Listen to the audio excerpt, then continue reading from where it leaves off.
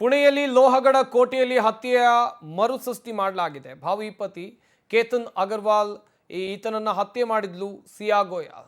ಪ್ರಿಯಕರ ಚೇತನ್ ಚೌಧರಿ ಜೊತೆ ಕೇತನ್ ಹತ್ಯೆಯನ್ನ ಮಾಡಲಾಗಿತ್ತು.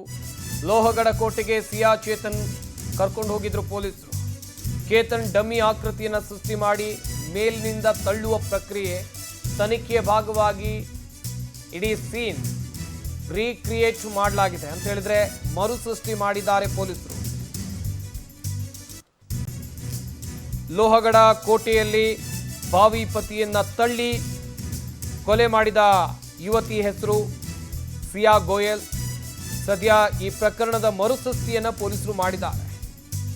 ಲೋಹಗಢ ಕೋಟೆಗೆ ಸಿಯಾ ಮತ್ತು ಚೇತನನ್ನ ಕರ್ಕೊಂಡೋದ್ರು. ಸಿಯಾ ಮತ್ತು ಚೇತನ್, ಸಿಯಾಳ ಪ್ರಿಯಕರ ಚೇತನ್, ಹಾಗೆಯೇ ಸಿಯಾಗೆ ಕೇತನ್ ಅಗರ್ವಾಲ್ ಜೊತೆ ನಿಶ್ಚಿತಾರ್ಥ ಆಗಿತ್ತು. ಅದ್ದೂರಿಯಾಗಿ ಮದುವೆ ಮಾಡಬೇಕು ಅಂದುಕೊಂಡಿದ್ರು. ದೇಶಾದ್ಯಂತ ಸಂಚಲನ ಮೂಡಿಸಿರುವಂಥ ಕೊಲೆ ಪ್ರಕರಣ ಇದು. ಆ ಕೋಟೆಗೆ ಇಬ್ಬರು ಆರೋಪಿಗಳನ್ನು ಕರ್ಕೊಂಡೋಗ್ಲಾಯಿತು. ಕರ್ಕೊಂಡೋಗಿ ಪ್ರಕರಣದ ರೀಕ್ರಿಯೇಷನ್ ಅಂತ ಹೇಳಿದ್ರೆ ಮರುಸೃಷ್ಟಿಯನ್ನು ಕೂಡ ಮಾಡಲಾಗಿದೆ.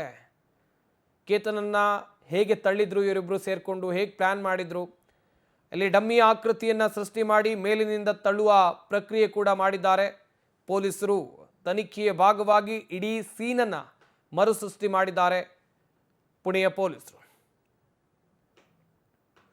ಸದ್ಯ ಪ್ರಕರಣದ ತನಿಖೆಯನ್ನು ಚುರುಕುಗೊಳಿಸಲಾಗ್ತಾ ಇದೆ. ಇನ್ನೊಂದು ಕಡೆಯಲ್ಲಿ ಈ ಸಿಯಾ ಮತ್ತು ಚೇತನ್ ಆಡಿರೋ ಕಳ್ಳಾಟಗಳು, ಈಕೆಗೆ ಕೇತನ್ ಜೊತೆಯಲ್ಲಿ ಸಿಯಾಗೆ ನಿಶ್ಚಿತಾರ್ಥ ಆದರೂ ಕೂಡ ಕಳೆದ ಜನವರಿಯಿಂದ, ಅದಕ್ಕಿಂತ ಮುಂಚಿತವಾಗೂ ಕಾಂಟ್ಯಾಕ್ಟ್ ಇತ್ತು. ಕಳೆದ ಜನವರಿಯಿಂದ ಇಬ್ಬರು ಕೂಡ ನಿರಂತರವಾಗಿ ಸಂಪರ್ಕದಲ್ಲಿದ್ದರು.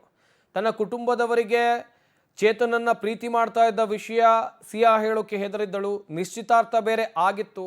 17 ಕೋಟಿ ವೆಚ್ಚದಲ್ಲಿ ಇವರ ಮದುವೆಗೆ ದೊಡ್ಡ ಮಟ್ಟದಲ್ಲಿ ಪ್ಲ್ಯಾನನ್ನು ಕುಟುಂಬಸ್ಥರು ಹಾಕ್ಕೊಂಡಿದ್ರು, ಎರಡೂ ಕುಟುಂಬಸ್ಥರು. ಇತ್ತ ಸಿಯಾ ಗೋಯಲ್ ಕುಟುಂಬಸ್ಥರು ಕೂಡ, ಕೇತನ್ ಅಗರ್ವಾಲ್ ಕುಟುಂಬಸ್ಥರು ಕೂಡ ಹಾಕ್ಕೊಂಡಿದ್ರು.